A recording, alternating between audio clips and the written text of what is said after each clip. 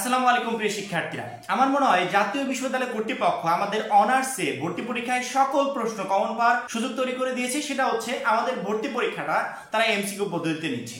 যদি একটু চিন্তা করে দেখো যে আমাদের যে সাবজেক্টগুলো আছে, মনে করো বাংলায় আমাদেরকে ভর্তি পরীক্ষাটা লিখিত পদ্ধতিতে দিতে হলো, মানে এমসিকিউর পাশাপাশি মনে করো লিখিত সিস্টেমও ছিল, কতটা ঝামেলা হতো। ইংরেজিতে লিখিত সিস্টেম থাকতো, কতগুলো ঝামেলা হতো।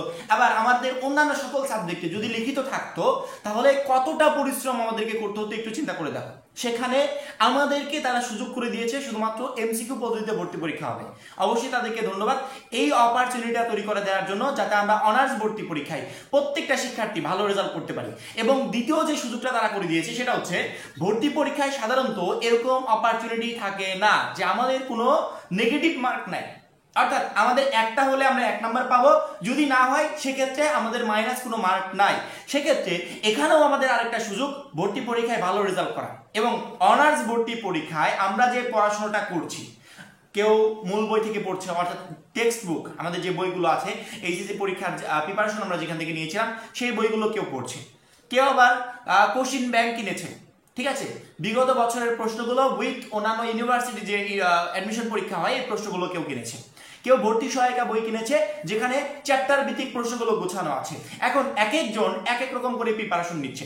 সেক্ষেত্রে অনার্স ভর্তি পরীক্ষায় আমরা এখান থেকে প্রশ্ন কমন পাবো তো, বা আমরা প্রশ্ন কমন পাবো, এই প্রশ্ন কমন পাওয়ার জন্য কোনগুলো বেস্ট হবে, কোথা থেকে আমরা পড়াশোনাটা করতে পারবো। অবশ্যই গুরুত্বপূর্ণ একটা ভিডিও, এই ভিডিও থেকে যা শুনবে যা শিখবে সেগুলোই তুমি অনার্স ভর্তি পরীক্ষায় কাজে লাগাবে। প্রথমত আমি আগেও বলেছিলাম, কোনো শিক্ষার্থী যদি ভর্তি সহায়িকা বই নাও কিনে তাও প্রবলেম নেই, কোনো শিক্ষার্থী যদি অনার্সের কোচিং নাও করে তাও প্রবলেম নেই, তাও সে প্রশ্ন কমন পাবে। কিভাবে পাবে? সে তার টেক্সট বুক, যেই বই পড়ে সে এইচএসসি পরীক্ষার জন্য প্রিপারেশন নিয়েছিল, যেই বই পড়ে সে এত 2 বছর, মানে এই টোটাল 2 বছর পার করে আসছে, সেই বই থেকে যদি ভালো মতো প্রস্তুতি নিতে পারে, তার না আলাদা করে কোনো বই কিনতে হবে, না আলাদা করে কোচিং করতে হবে, বাসায় বসেও সে একটা বেস্ট প্রিপারেশন নিতে পারবে এবং বাসায় বসেও সে সকল প্রশ্ন কমন পাবে।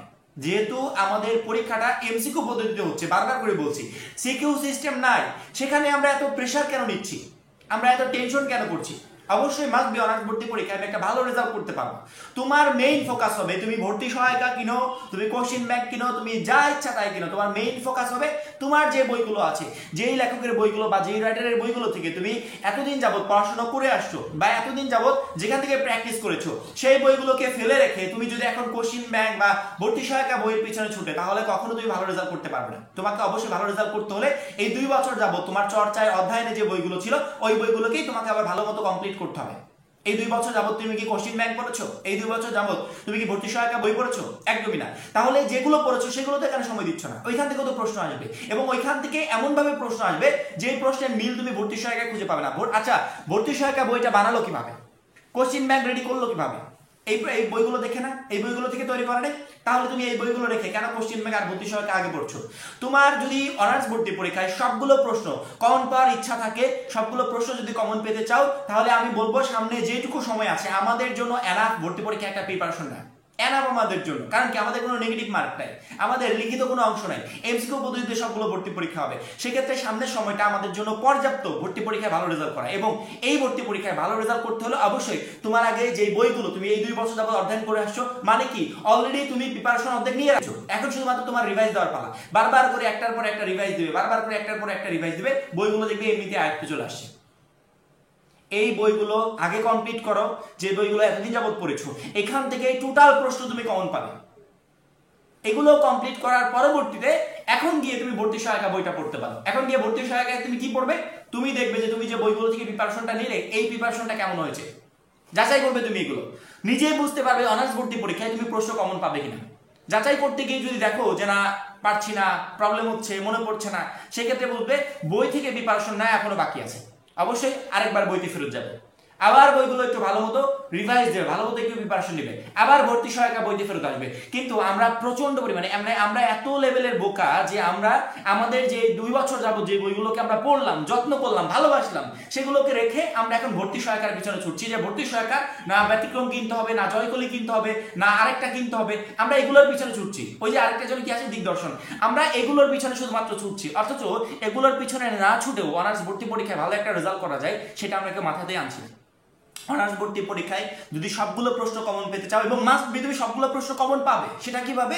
এই 2 বছর যাবত যে বইগুলোকে অধ্যয়ন করেছো, পড়েছো, বারবার করে রিভাইজ দিয়েছো, এই বইগুলোকেই আরেকটা মাস একটু চর্চায় রাখতে হবে। আরেকটা মাস চর্চায় রাখার পরবর্তীতে শেষ লাস্ট মোমেন্টে গিয়ে তুমি কেমন প্রিপারেশন নিলে, তোমার প্রিপারেশনটাকে কনফার্ম করার জন্য, অনার্স ভর্তি পরীক্ষায় তোমার প্রস্তুতি কেমন হলো এটাকে কনফার্ম করার জন্য তখন গিয়ে তোমার ভর্তি সহায়িকায় 5000, 10,000, 8,000 যে কয়টা এমসিকিউ দেওয়া থাকে ওই এমসিকিউ গুলো তুমি কমপ্লিট করবে। কোনো সমস্যা আছে? আগেই আমরা ভর্তি সহায়িকা, কোশ্চিন ব্যাংক এগুলো পড়ে আমরা কি প্রশ্ন আমরা কমন পাবো? আমাদের প্রশ্ন কমন পেতে হলে তো ওই যে আমরা 2 বছর যাবত পড়ে আসছি, এইচএসসি পরীক্ষার জন্য যেখান থেকে প্রিপারেশন নিয়েছি ওইগুলো আমাদেরকে পড়তে হবে।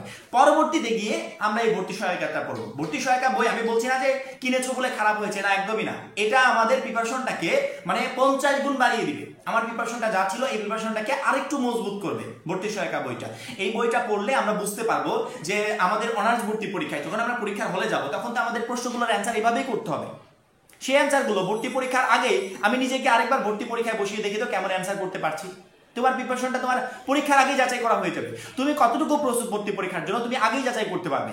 অনার্স ভর্তি পরীক্ষায় সবগুলো প্রশ্ন যদি কমন পেতে চাও, সবগুলো প্রশ্ন যদি তোমার আয়ত্তে রাখতে চাও, সেক্ষেত্রে আমাদের যে টেক্সট বুক, আমরা যেই বইগুলো এতদিন যাবত পড়ে আসছি, এই বইয়ের কোনো বিকল্প নেই। এই বইগুলোকে ভালো মতো অধ্যয়ন করো, কারণ অলরেডি তুমি এই বইগুলো পড়ে আসছো। আমরা যখন সাজেশন একটা শিক্ষার্থীকে দেই, আমি তখন বলি যে আমি আমার সাজেশনে, মনে করো যে আমি আমার সাজেশনে 4 নম্বর চ্যাপ্টারটা দিই, কিন্তু অলরেডি তুমি 4 নম্বর কমপ্লিট করে ফেলেছো। সেক্ষেত্রে তোমার উচিত হবে ওই 4 নম্বর চ্যাপ্টার আরো বেশি করে পড়া। কারণ কি, যেটা অলরেডি তুমি কমপ্লিট করে ফেলেছো, আমার কথা শুনে সেই চ্যাপ্টারটা তুমি কেন বাদ দিবে? যেটা কষ্ট করে কমপ্লিট করো নাই, ওটা অলরেডি কমপ্লিট করেছো, এখান থেকে প্রশ্ন আসবে, ওই চ্যাপ্টারটাকে আরো ভালো মতো কমপ্লিট করবে। সেক্ষেত্রে আমি বলবো 2 বছর যাবত যে বইগুলো আমরা পড়ে আসছি, যেগুলো অধ্যয়ন করেছি, যেখান থেকে আমাদের ভালো পরিমাণ জ্ঞান আছে, ওই বইগুলোকে আমরা আরেকটা মাস সাথে সময় নিয়ে ভালো মতো কমপ্লিট করবো। কমপ্লিট করার পরবর্তীতে আমার কাজ হবে আমাদের যে ভর্তি সহায়িকা বা আমাদের যে কোশ্চিন ব্যাংকের যে বইগুলো আছে, এই বইগুলোকে পরবর্তীতে আরেকটা মাস অধ্যয়ন করা। ইনশাআল্লাহ অনার্স ভর্তি পরীক্ষায় তোমার প্রত্যেকটা সাবজেক্টে সবগুলো প্রশ্ন কমন থাকবে। রুটিন মেইনটেইন করে পড়াশোনা করার চেষ্টা করো। মাস্ট বি অনার্স ভর্তি পরীক্ষায় শুধুমাত্র পাস না, ভালো পরিমাণ রেজাল্ট করতে পারবে, ভালো নাম্বার পেয়ে। রুটিন মেইনটেইন করো, ঠিক আছে? রুটিন ছাড়া তুমি কখনো ভর্তি পরীক্ষা ভালো রেজাল্ট করতে পারবে না। রুটিন ছাড়া না তুমি তোমার বইগুলোকে কমপ্লিট করতে পারবে, না তুমি তোমার ভর্তি সহায়তা বইগুলো কমপ্লিট করতে পারবে, কোনোটাই করতে পারবে না। রুটিন মেইনটেইন করে চলো যে আমি সামনের এই কটা দিন আমার এই যে সাবজেক্টগুলো আছে, যেগুলো আমি এতদিন পড়ে আসছি, এই সাবজেক্টে যে বইগুলো আছে এগুলো কমপ্লিট করবো। কমপ্লিট করার পরবর্তী যে সময়টা পাবো, এই সময়টাতে আমি যে বইগুলো কিনেছি ভর্তি সহায়িকা বা কোশ্চিন ব্যাংক, এগুলো আমি কমপ্লিট করবো। তাহলে তো তোমার বেস্ট প্রিপারেশন হয়ে গেল। একটা প্রশ্ন আনকমন থাকবে, কে আটকাবে তোমাকে? কেউ আটকাতে পারবে না। ইনশাআল্লাহ অনার্স ভর্তি পরীক্ষায় তুমি ভালো একটা রেজাল্ট করে ভালো একটা কলেজে চান্স পাবে। আসলে আমরা পড়ি তো ঠিকই, পরিশ্রম ঠিকই করি, কিন্তু সেই পরিশ্রমটা আমাদের কাজে লাগে না। আমরা চেষ্টা করবো আমাদের পরিশ্রমগুলোকে কাজে লাগানোর জন্য, এবং মাস্ট বি অনার্স ভর্তি পরীক্ষায় তুমি ভালো রেজাল্ট করবে এবং সবগুলো প্রশ্ন তোমার কমন থাকবে। আমি যেভাবে বললাম সেভাবে পড়ার চেষ্টা করো। এই মুহূর্তে ভর্তি পরীক্ষার প্রিপারেশন নিচ্ছি এবং প্রত্যেকটা দিন আমাদের জন্য গুরুত্বপূর্ণ।